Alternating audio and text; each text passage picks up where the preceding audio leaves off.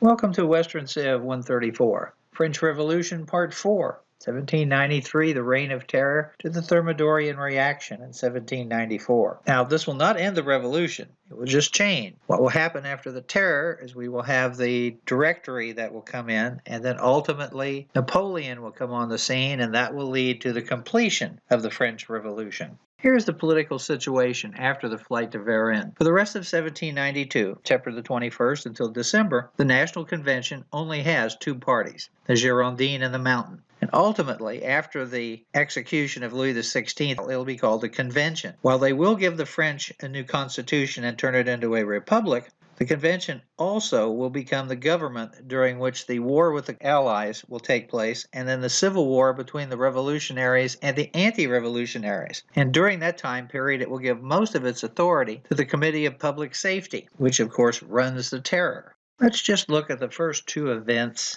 of 1793. You see, from January the 14th to the 17th, the Convention debates the fate of the king. They're going to debate whether he's guilty of treason. They're going to debate whether or not he should be executed. And they also discussed other possibilities, such as exile, imprisonment, and so forth. And then, of course, at the very end, the vote is for his execution. The National Convention dealt with several issues. One of the issues was, should they imprison him or should they exile him? Now, the exile part was brought up by the American representatives because there are American representatives in the convention. They offered the United States as a safe haven for Louis XVI, and they could be trusted because they were democratic, etc., and so on. And a lot of people thought that was a good idea. Then there was a group that said, well, let's not execute him. Let's just imprison him. But ultimately they decided, and the revolutionaries to some extent are right on this, that as long as the monarch is alive, he's a threat to the government. Frequently people will talk about the fact that when you put a new government, a completely new government in place, that you go, for example, from communism to a form of democracy, the transition is usually very difficult, and until everyone who was alive under the old system is gone, the new system really isn't safe. So to some extent, if you're going to go as far as the convention had done, execution was really their only choice unless they were going to go back and try and work the constitutional monarchy out again.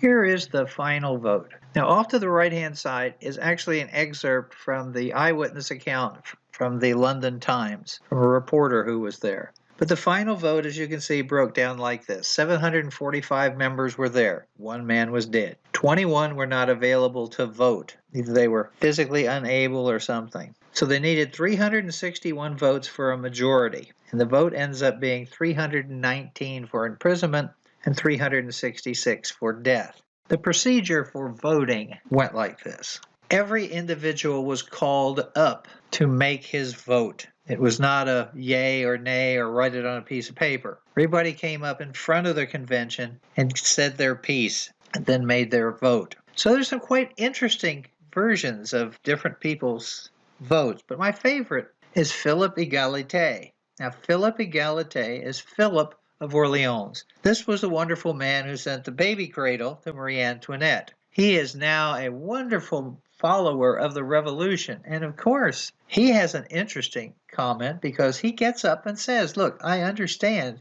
you don't trust me. Because after all, I could be voting to execute Louis XVI in order to take over the throne if the revolution fails. But I am a true revolutionary, and he says, I vote for death. And eventually he'll be executed as well later on.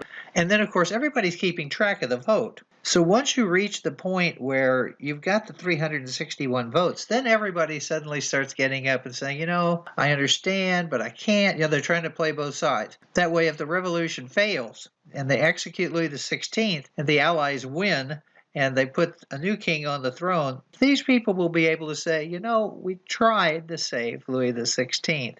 Louis XVI and his family was kept at a building known as the Temple, this old Knights Templar building. And they had separate rooms. The king was on one floor and the queen and the children were on another floor. And he was allowed to exercise. He was allowed to walk around. This is a portrait of the final moments between Louis and his family. The night before he was to be executed, he said his goodbyes and then spent the night praying in his room. Now, his room is rather interesting. We all assume that he's in a prison cell. Here's the key to his cell, if you want to call it that. but this is his actual room. It's a nice little bed. It's got chairs. He has a library. He has a billiardette table. He even has his spoons and knife that he uses to eat his food. Has a chess set. He has several chess sets, decks of cards. They even left him with his ability to shave himself. You don't usually give people who are in prison methods of executing themselves, but Louis wasn't going to do that. And then these are his notebooks and some of his instruments that he used to do calculations and work on things. So it wasn't really that difficult. Now, where is this room at? It's in the Muséum de Carvalette. French came up with a system of being able to cut walls out and save rooms for historical purposes. So this was cut out of the temple and moved to this building. So there's some really interesting material inside the Muséum de Carvalette. Early in the morning, on January the 21st, the executioner came to collect Louis XVI. He was taken in a carriage with two priests, a juring and a non-juring clergy, and then they began their, shall we say, journey from the temple up here down to the Place de la Révolution, where the guillotine was located. Now, there were some rules in place. Women were not allowed on the street. That was to make sure that they didn't riot and cause trouble. You weren't even supposed to be able to look out windows from a second story. Oh, there were guards everywhere. They brought troops in. They were afraid somebody was going to make an effort to rescue him. So it was deathly quiet because people could not believe what was happening. Ultimately, they make their way to the place of the execution. Once Louis XVI reaches the Place de la Révolution, he exits his carriage and goes up on the scaffolding. Now there he says his last words, quote, "I forgive those who are guilty of my death, and I pray God that the blood which you are about to shed may never be required of France. I only sanctioned upon compulsion the civil constitution of the clergy." But his next words were lost as an officer on horseback shouted a command to the 15 drummers, who immediately resumed beating their drums, who shouted, quote, "I brought you here not to harangue the populace, but to die." What the crowd did not hear, and only his priests heard, was, "I die innocent of every crime of which I have been accused. I forgive the perpetrators of my death, and I pray God that my blood will not fall upon France." Then Louis is loaded into the guillotine, as we see in this picture, and then executed. Unfortunately, the blade did not go through it the first time. It hit him, he made a sound, and they had to crank it back up because it had probably not been tested properly, which was an embarrassment for Charles Sanson, who was very, very distraught because Louis had been a very good friend to him. They worked on the guillotine committee. As a matter of fact, that evening after the execution, Sanson removed the blade that had been used on the king and put it in a little closet in his room where they put candles and a portrait of him. And every night before he went to bed, he went in there and prayed for forgiveness. And every morning before he went to work, he prayed for forgiveness. Now, the original blade was purchased from the family in the 1800s and is in Madame Tussauds Wax Museum in London, if you wish to see it. Once his head was severed, they then showed it to the crowd, which threw their hats up. They did all sorts of other things. And then they rushed the scaffold. People had brought pieces of paper with them to dip in the blood for a souvenir. And there's even one account of a man putting his fingers in the blood and then taking a taste of it, saying that it was bitter. So there's all sorts of bizarre things. And as far as I know, none of those ever surfaced during the bicentennial of the Revolution. So his body is then taken out and buried in an unmarked grave. Point out that Madame Tussaud and the man that she worked for had great connections with the Revolution. And they were always instructed where the bodies would be taken so that she could do a death mask. Here's the tomb of Louis XVI and Marie Antoinette at Saint Denis. There are no bodies underneath it. It's still a nice touch. Let me introduce you to a few books on the Reign of Terror. First, I want to mention that a lot of the gory information I've been giving you comes from these books, as well as The Days of the French Revolution by Christopher Hibbert, which I showed you at the beginning of the course on the French Revolution. So you have Moffat's book, which is quite good. Stanley Loomis's book is excellent. And then these two are really excellent. The Last Letters book by Oliver Blanc is the actual letters of people who were sentenced to be executed, what they wrote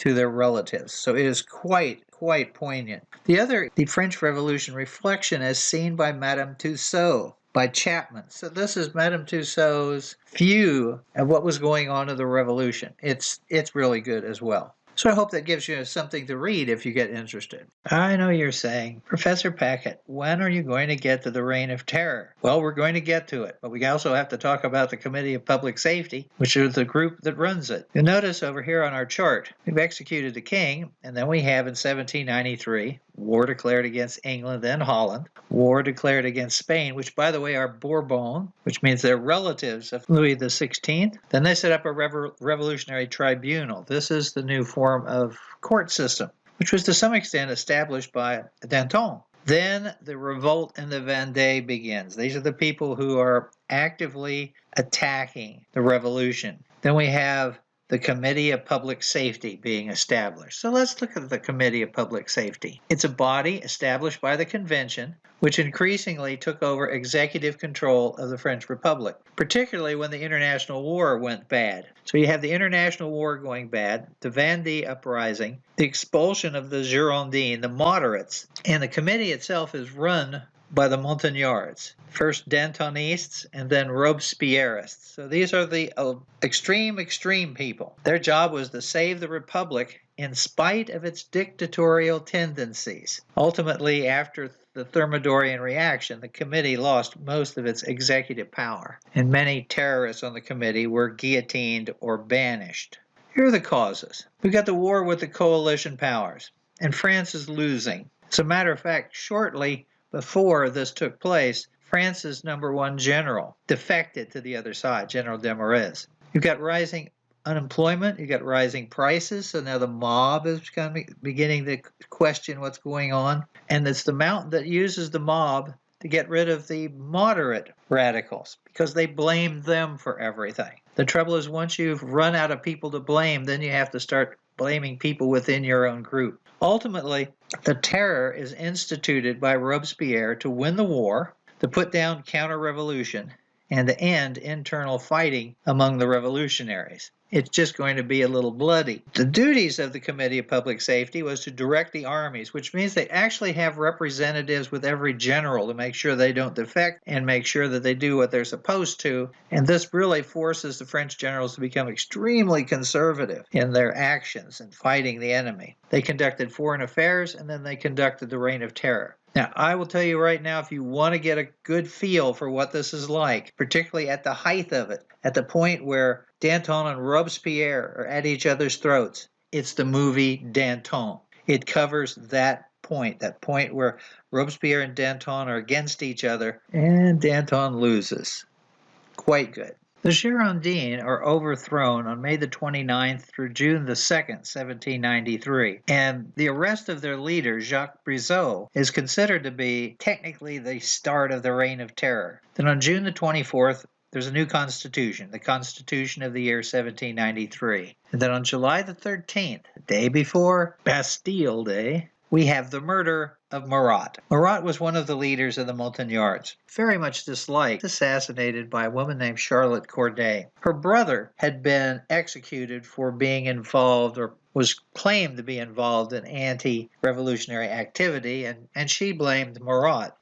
So she goes to his headquarters, manages to talk her way in. He very much liked the ladies. And then she walks into where he's having a meeting. He asked her what she was there and said, "I'd like to speak to you." He looked her over, thought she was good looking, and then he told his men, "Wait outside and come back in an hour." He's seated in a bathtub with a lap board over it so he can do some writing. He invites Charlotte to come around behind him and massage his neck. She does. Goes behind him, pulls out a dagger from her blouse and sticks it in his chest, right through the aorta, killing him. And he just lays there. And she just goes into the corner and has a seat and waits for his people to come back. Now, they arrested her, but before they did anything, they quickly called Madame Tussaud. So here's a picture of a wax body of Marat with his death mask. Now, they did a life cast of Charlotte Corday. And the next day, 24 hours after Marat is killed, Madame Tussaud,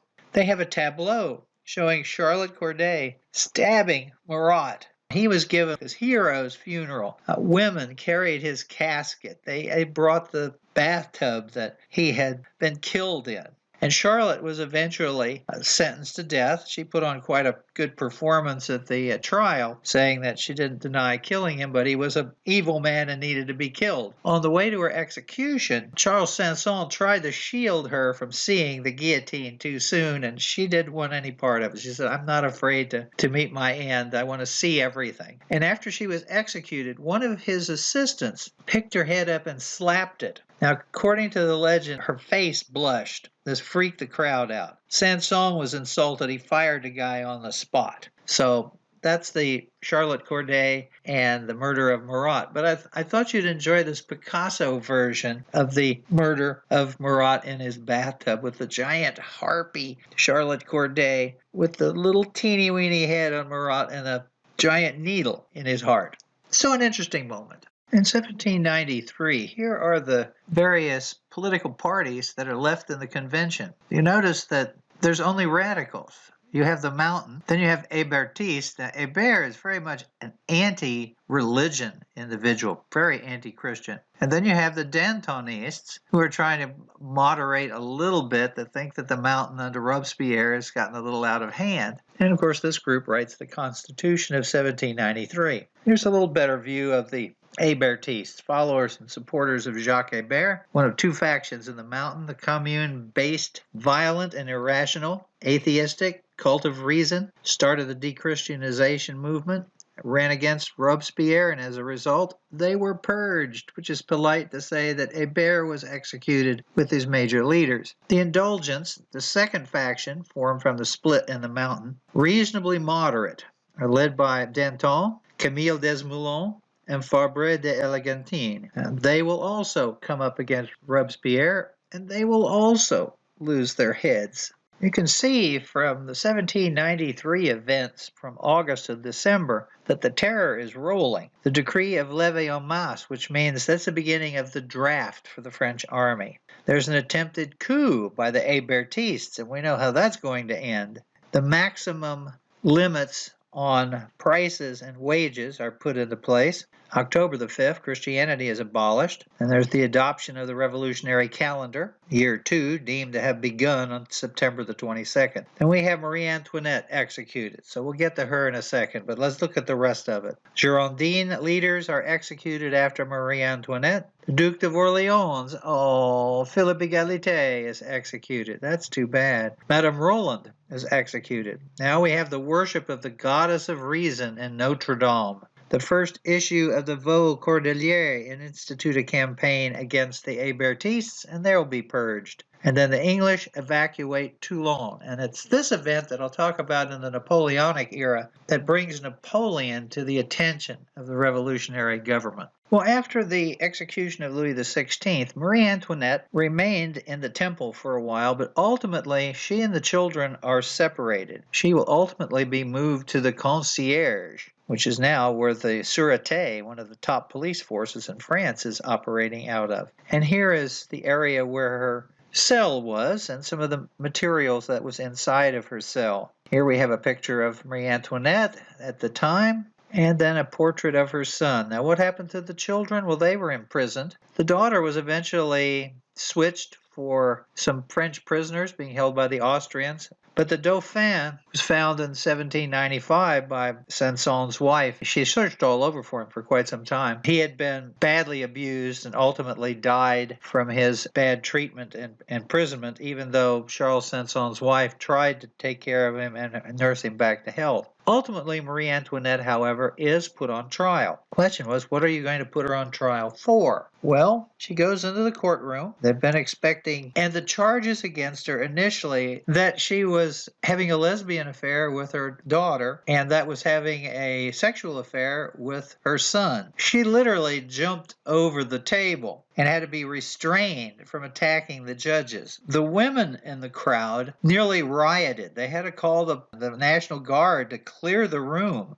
It was ridiculous. And here's one of the posters that they produced at the time period, showing her as a harpy and then showing her and her daughter in an embrace. The women of Paris, I should say, were insulted They knew that wasn't true. They knew it wasn't true. That was just trumped up charges. And there was a lot of pressure put on the judges that if they didn't come up with better charges, then perhaps they might want to become monks because they were not going to be receiving any more sexual attention. Ultimately, they just accused her of treason, quickly found her guilty, sentenced her to be executed.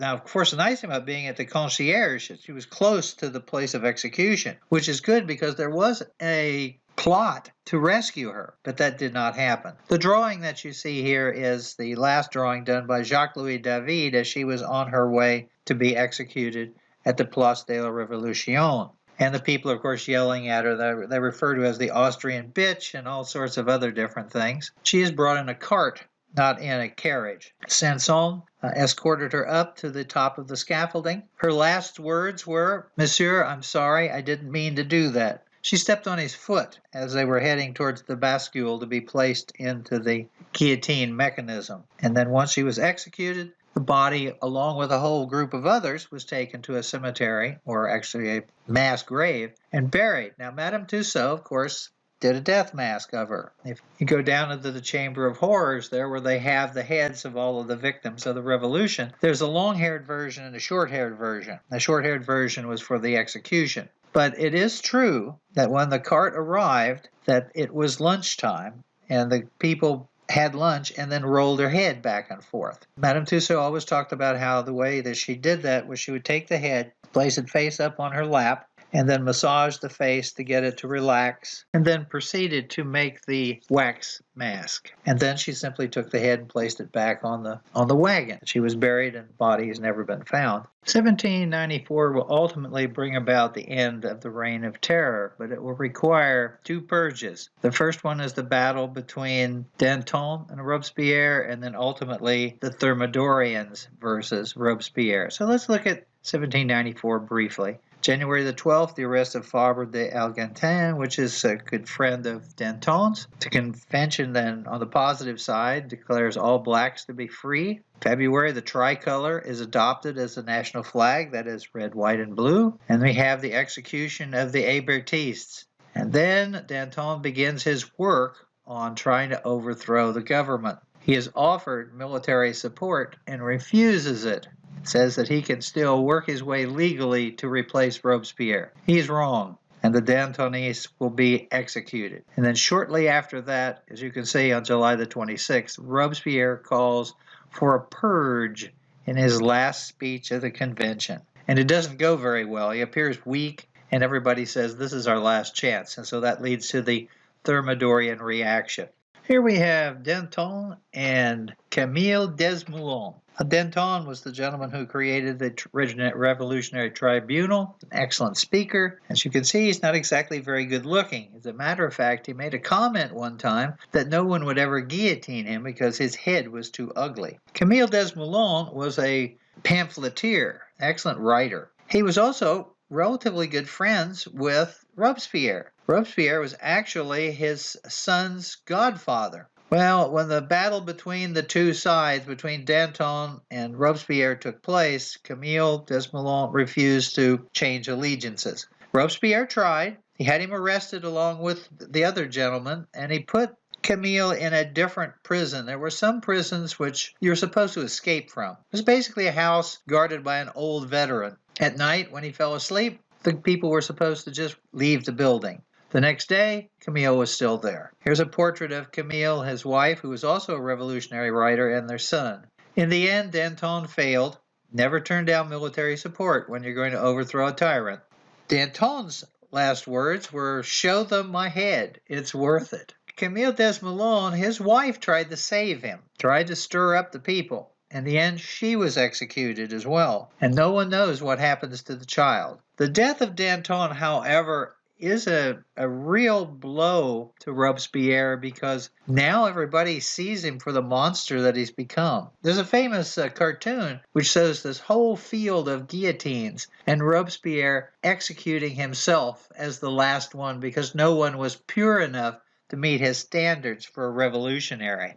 After the death of Danton and his party, you really only have Robespierre and the Committee of Public Safety, and then radicals that would fall into the moderate category. And they were looking for their opportunity. And the weak speech that he gave when he talked about purges was what they were looking for. Later on, a couple of days later in the evening, the military came into the meeting of the Committee of Public Safety and began arresting people. The scene you see here is where Robespierre gets shot. Now, there's a lot of discussion about this. Some people say that Robespierre was trying to commit suicide, and that as he put his hand up with the gun, his hand was hit, and instead of it going off the top of his head, it went through his cheek. Another version is that he was actually shot by somebody, and the bullet goes through one cheek, through some of his teeth, and out the other side. He then lays on the floor bleeding. They brought a doctor in to keep him from bleeding to death because they had some other things that they wanted to do to him. Other members of the committee tried to escape. This is one of the committee members. His name is Danton.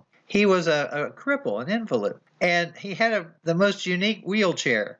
This is a black and white picture of it, but here it is in the Museum de Carvelet. It is a wonderful device. You turn the cranks on the two arms and it moves. Well, this committee room is on the second floor. He's cranking his way down the hall and tries to ride it down the stairs unsuccessfully, and he is arrested. Ultimately, he's executed as well, but they're not going to let him. They'll carry him. The gentleman in charge of the secret police for the Committee of Public Safety, Monsieur Arrault, he jumped out the window. He jumped 2 stories, landed in a dung heap, then made it into the sewers of Paris. But ultimately, he was captured. And in order to subdue him, one of the guards used his rifle and butted his head with it, and it popped his left eye out of its socket. They never bothered to pop it back in. He went to trial with the eye hanging off his cheek. And then on the way to his execution, a woman reached out of the crowd and grabbed it and yanked it off his face, pulled it out of its socket, and ran off with it as a souvenir. And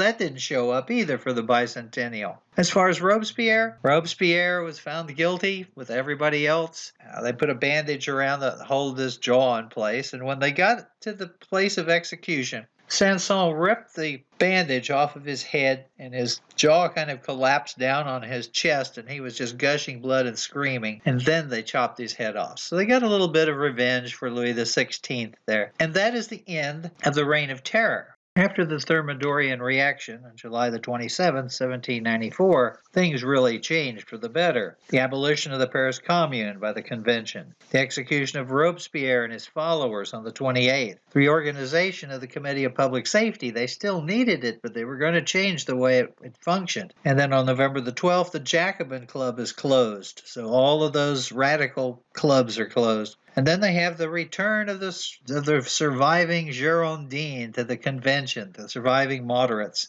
And then the maxims on wages and prices is then abolished. Now we need to look at what the cost was. What were the actual results? Here is a list of the victims of the Reign of Terror. Now this is in Paris. These are the people that were executed in Paris. Breakdown by class. And they're all tried. The clergy, there are 980 people who were clergymen out of 14,000 who were legally tried. They were found guilty and executed. 1,158 nobles, 1,964 upper middle class, 1,488 lower middle class, 4,389 working class, 3,961 peasants, and 20 no class given. That's actually a method of protest. When they ask you what class you are in the trial, you refuse. So they leave you as classless. But notice, you would think that this was supposed to be purging the nobles. Only 1,100 people, less than 10% of the people executed in Paris.